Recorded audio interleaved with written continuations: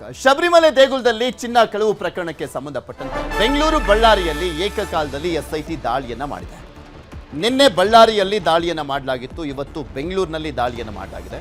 ಸುಮಾರು 470 ಗ್ರಾಂ ಚಿನ್ನ ಜಪ್ತಿಯನ್ನ ಕೂಡ ಮಾಡಲಾಗಿದೆ ಅಂತ ಹೇಳಲಾಗ್ತಾ ಇರುವಂಥದ್ದು. ಬಂಧಿತ ಉನ್ನಿಕೃಷ್ಣನ್ ಪೊಟ್ಟಿ ಮನೆ ಮೇಲೆ ಎಸ್ಐಟಿ ಅಧಿಕಾರಿಗಳು ದಾಳಿಯನ್ನ ಮಾಡಿದ್ದಾರೆ. ನಿನ್ನೆ ಬಳ್ಳಾರಿಯಲ್ಲಿ ಗೋವರ್ಧನ್ ಅನ್ನುವಂಥವರ ಮನೆ ಹಾಗೆ ಅವರ ಜ್ಯುವೆಲರಿ ಶಾಪ್ ಮೇಲೆ ದಾಳಿಯನ್ನು ಮಾಡಲಾಗಿತ್ತು, ವಿಚಾರಣೆಯನ್ನು ಮಾಡಲಾಗಿತ್ತು. ಇವತ್ತು ಬಂಧಿತ ಉನ್ನಿಕೃಷ್ಣನ್ ಪೊಟ್ಟಿ ಮನೆ ಮೇಲೆ ದಾಳಿಯನ್ನು ಮಾಡಲಾಗಿದೆ. ಬೆಂಗಳೂರಿನಲ್ಲಿರುವಂಥ ಉನ್ನಿಕೃಷ್ಣನ್ ಮನೆ ರೇಡ್ ಮಾಡಲಾಗಿದೆ. ಶ್ರೀರಾಮಪುರದಲ್ಲಿರುವಂಥ ಉನ್ನಿಕೃಷ್ಣನ್ ನಿವಾಸ, ನಿನ್ನೆ ಬಳ್ಳಾರಿಯಲ್ಲೂ ಕೂಡ ತನಿಖೆಯನ್ನು ಮಾಡಿದ್ದ ಎಸ್ಐಟಿ ಟೀಮ್. ರೊದ್ದಂ ಜ್ಯುವೆಲರಿ ಶಾಪ್ನಲ್ಲಿ ಎಸ್ಐಟಿ ಅಧಿಕಾರಿಗಳು ತನಿಖೆಯನ್ನು ಮಾಡಿದರು, ವಿಚಾರಣೆಯನ್ನು ಮಾಡಿದರು. 470 ಗ್ರಾಂ ಚಿನ್ನದ ಸಂಬಂಧ ಮಾಹಿತಿಯನ್ನು ಸಂಗ್ರಹಿಸಲಾಗಿದೆ. ರೊದ್ದಂ ಜ್ಯುವೆಲರಿಗೆ 470 ಗ್ರಾಂ ಚಿನ್ನವನ್ನು ಕೊಡಲಾಗಿತ್ತಾ, ಅದನ್ನು ಅವ್ರು ಖರೀದಿ ಮಾಡಿದ್ರಾ, ರೊದ್ದಂ ಜ್ಯುವೆಲರಿಗೆ ಉನ್ನಿಕೃಷ್ಣನ್ ಮಾರಿದ್ನ ಆ ಚಿನ್ನವನ್ನು, ಈ ಪ್ರಶ್ನೆಗಳಿದ್ದಾವೆ. ಈ ಸಂಬಂಧ ಎಸ್ಐಟಿ ಅಧಿಕಾರಿಗಳಿಂದ ತೀವ್ರಗೊಂಡಿರುವಂಥದ್ದು ತನಿಖೆ. ಹೈಕೋರ್ಟ್ ನೇಮಕ ಮಾಡಿದಂಥ ಸ್ಪೆಷಲ್ ಇನ್ವೆಸ್ಟಿಗೇಷನ್ ಟೀಮ್ ಅದು. ಆ ತನಿಖೆ ತೀವ್ರವಾಗಿ ಮಾಡಲಾಗ್ತಾ ಇರುವಂಥದ್ದು. ಶಬರಿಮಲೆಯಲ್ಲಿ ಚಿನ್ನ ಕಳವು ಪ್ರಕರಣಕ್ಕೆ ಸಂಬಂಧಪಟ್ಟಂತೆ ಈ ತನಿಖೆ ಆಗ್ತಾ ಇದೆ. ಬೆಂಗಳೂರಿನ ನಂಟಿನ ಬಗ್ಗೆನೂ ಕೂಡ ಮಾಹಿತಿಯನ್ನು ಪಡ್ಕೊಳ್ಳಾಗ್ತಾ ಇರುವಂಥದ್ದು, ವಿಚಾರಣೆಯನ್ನು ಮಾಡಲಾಗ್ತಾ ಇದೆ. ಅಲ್ಲಿನ ಅರ್ಚಕ ಉನ್ನಿಕೃಷ್ಣನ್, ಆತನ ಮನೆ ಇಲ್ಲಿದೆ ಶ್ರೀರಾಮ್ಪುರದಲ್ಲಿ, ಅಲ್ಲಿ ದಾಳಿಯನ್ನು ಮಾಡಿ 4 ಎಸ್ಐಟಿ ಆಫೀಸರ್ಸ್ ಮಾಹಿತಿಯನ್ನು ಕಲೆಕ್ಟ್ ಮಾಡ್ತಾ ಇದ್ದಾರೆ. ಇನ್ನು ಬಳ್ಳಾರಿಯ ರೊದ್ದಂ ಜ್ಯುವೆಲರಿ ಅದರ ಮಾಲೀಕ ಗೋವರ್ಧನ್ ಅವರನ್ನ ವಿಚಾರಣೆ ಮಾಡಲಾಗಿದೆ. ಅವರ ನಿವಾಸ ಮತ್ತು ಜ್ಯುವೆಲರಿ ಶಾಪ್ ಮೇಲೂ ಕೂಡ ದಾಳಿಯನ್ನು ಮಾಡಲಾಗಿತ್ತು.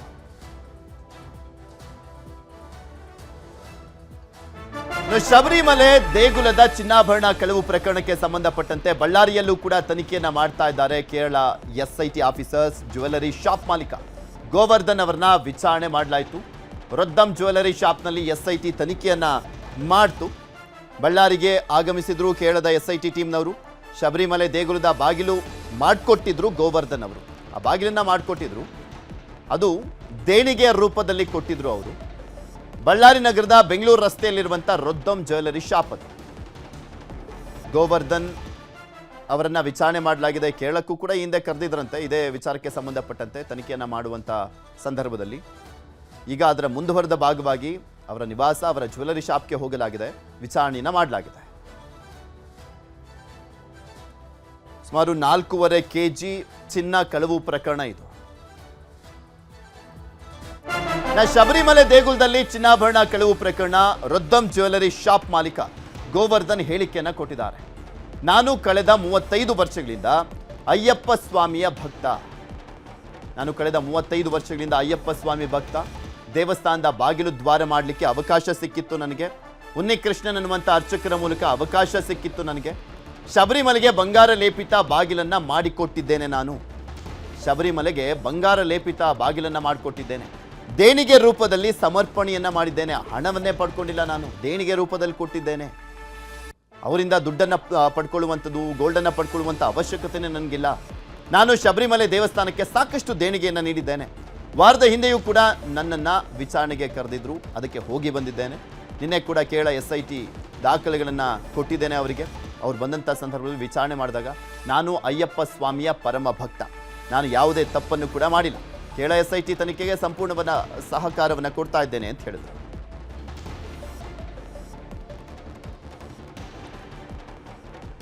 ಇಲ್ಲಿ ಪ್ರಮುಖವಾಗಿ ಗೋವರ್ಧನ್ ಅವರ ವಿಚಾರಣೆಯ ಸಂದರ್ಭದಲ್ಲಿ ಏನೇನೆಲ್ಲ ಆಯಿತು ಅನ್ನುವಂಥದ್ರ ಬಗ್ಗೆ ಹೇಳಿದ್ರು ಅವರು.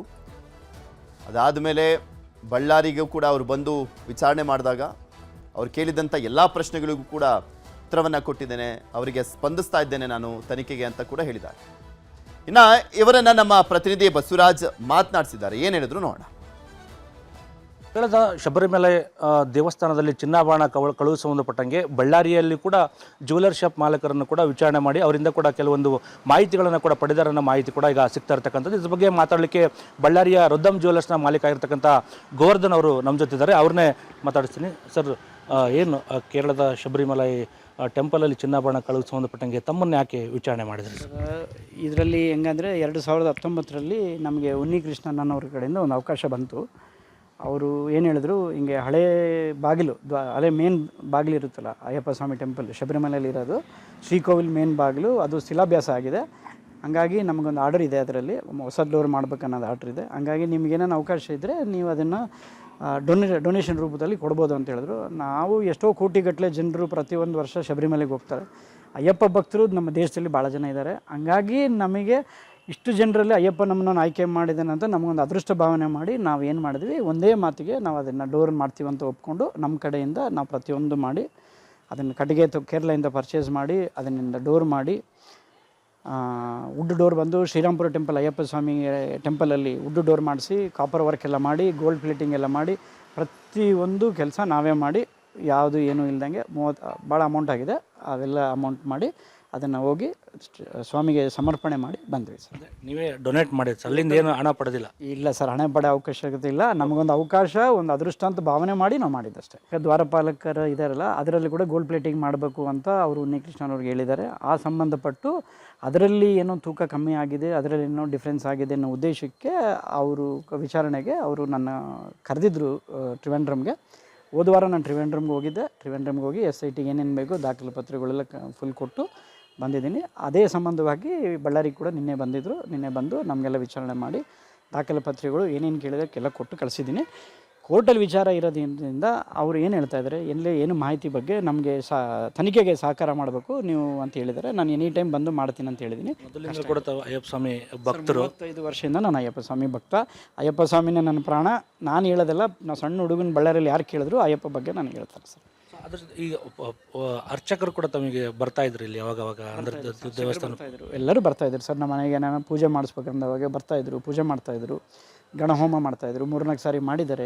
ನಾವು ಡೋರ್ ತಂದ ಹೋಗಿ ಇಲ್ಲಿ ಬಂದಿದ್ದಾರೆ, ಪೂಜೆ ಮಾಡಿದ್ದಾರೆ, ಡೋರ್ ಎಲ್ಲ ಮಾಡಿದ್ವಿ ಸರ್. ಎಲ್ಲ ದಾಖಲೆಗಳನ್ನು ತಾವು ದಾಖಲೆಗಳು ಕೊಟ್ಟಿದ್ದೀವಿ. ನಾವು ತಪ್ಪು ಮಾಡಲ್ಲ, ತಪ್ಪು ಮಾಡೋ ಅವಶ್ಯಕತೆ ನಮಗಿಲ್ಲ. ಆರ್ಥಿಕವಾಗಿ ನಾವು ಭಾಳ ಚೆನ್ನಾಗಿದ್ದೀವಿ. ದೇವ್ರ ವಿಚಾರದಲ್ಲಿ ತಪ್ಪು ಮಾಡೋ ಆಲೋಚನೆಯೂ ನಾವು ಬರಲ್ಲ. ನಾವೇನು ತಪ್ಪು ಮಾಡಿಲ್ಲ. ಅವರೆಲ್ಲ ವಿಚಾರ ಕೇಳಿದ್ದಾರೆ, ಏನೇನು ಬೇಕು ಎಲ್ಲದಕ್ಕೂ ಸಹಕಾರ ಮಾಡ್ತೀನಿ ಅಂತ ಹೇಳಿದ್ದೀವಿ. ಎಲ್ಲ ಮಾಡ್ತಿದ್ವಿ ಸರ್. ಥ್ಯಾಂಕ್ ಯು, ನಮಸ್ಕಾರ. ಇದಿಷ್ಟು ಬಳ್ಳಾರಿಯ ರುದ್ದಮ್ ಜ್ಯುವೆಲರ್ಸ್ ಮಾಲೀಕ ಆಗಿರ್ತಕ್ಕಂಥ ಗೋವರ್ಧನ್ ಅವರು ಹೇಳಿರ್ತಕ್ಕಂಥದ್ದು. ಬಸವರಾಜ ಅರನಹಳ್ಳಿ, ನ್ಯೂಸ್ 18 ಬಳ್ಳಾರಿ.